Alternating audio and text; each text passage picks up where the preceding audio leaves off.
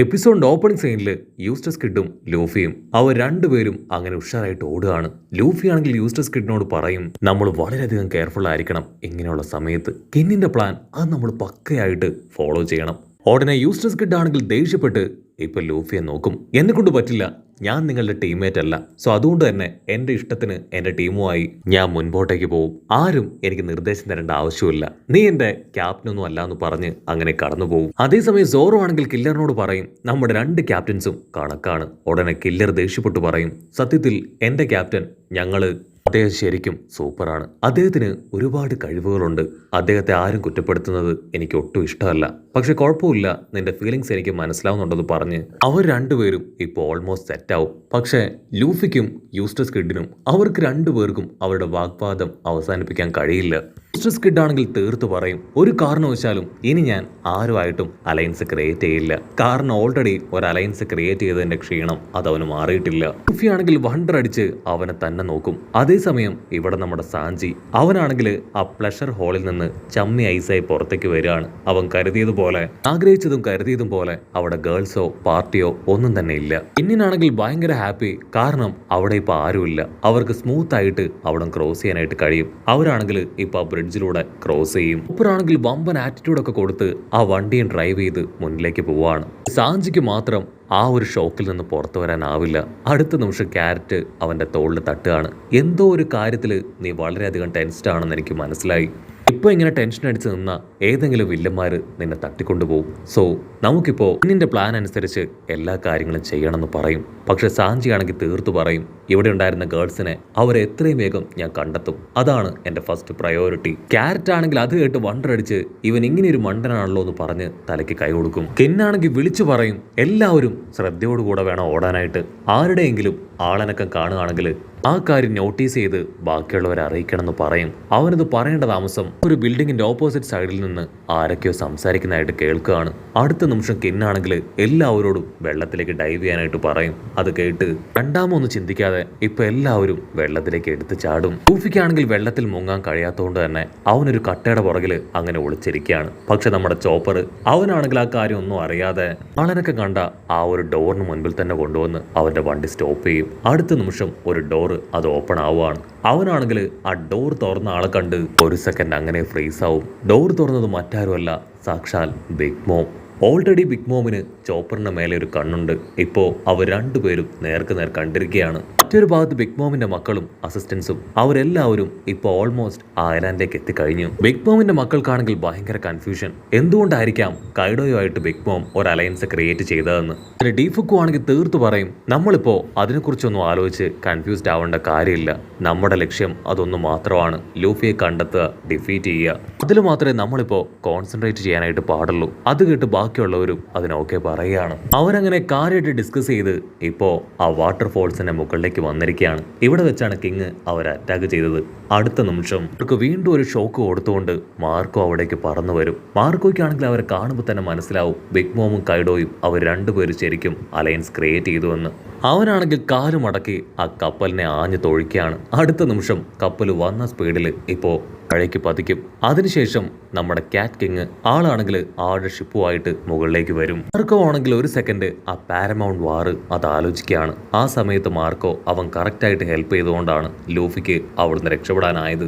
അവസാനമായിട്ട് മാർക്കോയോട് white beard പറഞ്ഞത് ലൂഫിയെ എങ്ങനെയെങ്കിലും പ്രൊട്ടക്ട് ചെയ്യണം എന്നത് മാത്രമാണ്. അതുകൊണ്ട് തന്നെ ഈ ഒരു ഫൈറ്റിന് ലൂഫിയെ സഹായിക്കാനായിട്ട് ഇപ്പൊ മാർക്കോയും റെഡിയാവും. അവിടുന്ന് അങ്ങനെ കട്ട് ചെയ്ത ഇവിടെ കൈഡോ അവനാണെങ്കിൽ ഡ്രിങ്ക്സ് ഒക്കെ കഴിച്ച് ഹായ് ആയിട്ടിരിക്കുകയാണ്. അവന്റെ ടീമിലുള്ള ഒരു ചുന്ദരി പെണ്ണ് അവളായിരിക്കും അവന് ഡ്രിങ്ക്സ് ഒഴിച്ചു കൊടുക്കുക.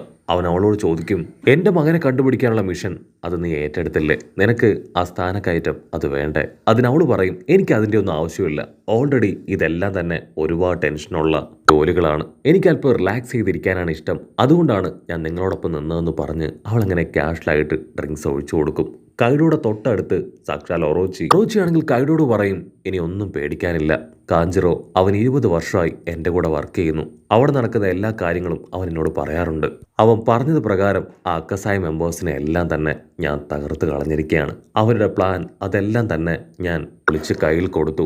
വർഷങ്ങൾക്ക് ശേഷം വീണ്ടും ടൈം ട്രാവൽ ചെയ്തു വരുന്ന എല്ലാവരെയും ഞാൻ തുരത്തി ഓടിച്ചു. ഇനി എനിക്ക് പേടിക്കാനൊന്നുമില്ല. ക്യാഷ്വലായിട്ട് ഹാപ്പി ആയിട്ട് ഈ പാർട്ടി ആഘോഷിക്കുമെന്ന് പറഞ്ഞ് അവനാണെങ്കിൽ ഡ്രിങ്ക്സ് കഴിക്കുകയാണ്. ഇവിടെ കൈഡോയ്ക്കാണെങ്കിൽ അതൊക്കെ കേട്ട് ഭയങ്കര അത്ഭുതം. റോച്ചിയാണെങ്കിൽ വീണ്ടും വീണ്ടും കാഞ്ചറയെ കുറിച്ച് പൊക്കി അടിക്കുകയാണ്. ഓടന് കാഞ്ചറോയെ ഒരുപാട് വിശ്വാസമായിരുന്നു. അവന് ഒരു ചെറിയ സംശയം പോലും കാഞ്ചറോയുടെ നേർക്ക് ഉണ്ടായിരുന്നില്ല. അവൻ ശരിക്കും എൻ്റെ വിശ്വസ്തനായിരുന്ന ഒരു സ്പൈ തന്നെയായിരുന്നു എന്ന് പറയും. അതിന് കൈഡോ പറയും, എനിക്കതിൽ പൂർണ്ണമായിട്ടുള്ള വിശ്വാസമില്ല. കാരണം അവൻ്റെ അസിസ്റ്റൻസിൽ 100% വിശ്വാസം ഉണ്ടായിരുന്നെങ്കിൽ ആ ലാസ്റ്റ് ഐലാൻഡിനെ കുറിച്ചുള്ള എന്തെങ്കിലും ഒരു ഹിന്റ് അവൻ്റെ അസിസ്റ്റൻസിന് കൊടുത്തേനെ. എനിക്ക് ഉറപ്പുണ്ട് അവൻ 100% അവൻ്റെ അസിസ്റ്റൻസിനെ വിശ്വസിച്ചിരുന്നില്ല. മാത്രമല്ല ഓടൻ്റെ ലക്ഷ്യം അത് കുറച്ച് ഡിഫറെൻ്റ് ആണ്. ആക്ച്വലി കൈഡോയ്ക്ക് ആവശ്യം ആ ലാസ്റ്റ് ഐലാൻഡിനെ കുറിച്ചുള്ള ഹിന്റാണ്. എങ്കിൽ മാത്രമേ ആ വൺ പീസ് ട്രഷർ കണ്ടെത്തി അവനെ കൊണ്ട് അടുത്ത പൈററ്റ് കിങ്ങായി മാറാൻ കഴിയൂ. അവർ ആ കാര്യങ്ങളെക്കുറിച്ച് കാര്യമായിട്ട് ഡിസ്കസ് ചെയ്യുന്ന അതേസമയം തന്നെ കാഞ്ചറോ ആണെങ്കിൽ കൈഡോയുടെ സോൾജിയേഴ്സുമായിട്ട് ഫൈറ്റ് ചെയ്ത് അവിടേക്ക് കടന്നു വരികയാണ്. കാഞ്ചറോ ആണെങ്കിൽ തീർത്തു പറയും, എനിക്കിപ്പോ അകത്ത് പോയേ പറ്റൂ, എത്രയും വേഗം എനിക്ക് ഒറോച്ചിയെ കാണണം. കൈഡോ ആണെങ്കിൽ ആ കാഴ്ച കണ്ട് ഷോക്കാവും. നിർത്തിടാ നിങ്ങൾ, സ്റ്റോപ്പ് ദ ഫക്ക്. അവൻ ഒറോച്ചിയുടെ സ്പൈ ആണ്, അവൻ അകത്തേക്ക് കടത്തിവിട്, അവന്റെ ദേഹത്ത് ആരും കൈവെക്കാനായിട്ട് പാടില്ല എന്ന് പറയും.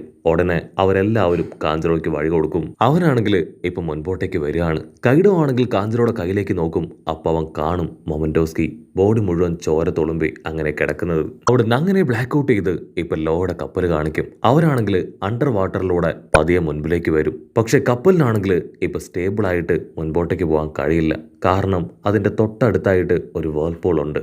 അതിൽ പെട്ടുകഴിഞ്ഞാൽ കപ്പലിനെ തിരികെ കൊണ്ടുവരാൻ ഭയങ്കര ബുദ്ധിമുട്ടാണ്. സോ ലോയാണെങ്കിൽ തന്റെ അസിസ്റ്റൻസിനോട് കപ്പലിന്റെ സ്പീഡ് അത് ഇരട്ടിയാക്കാനായിട്ട് പറയും. എങ്കിലും മാത്രമേ അവർക്ക് എങ്ങനെയെങ്കിലും അത് കടന്നു പോകാനായിട്ട് കഴിയൂ. അത് കേട്ട് അവർ കപ്പലിന്റെ സ്പീഡ് കൂട്ടും. കപ്പലാണെങ്കിൽ വൈബ്രേറ്റ് ചെയ്ത് ഒരു വിധത്തിൽ ആ വേൾപൂളിൽ നിന്ന് പുറത്തേക്ക് വരികയാണ്. അതേസമയം ക്യാറ്റ് വൈപ്പർ ആണെങ്കിൽ ഇപ്പൊ ഡോക്കിങ്ങിനെ കോണ്ടാക്ട് ചെയ്യും. ഡോഗിന്റെ കൺട്രോൾ പോവും.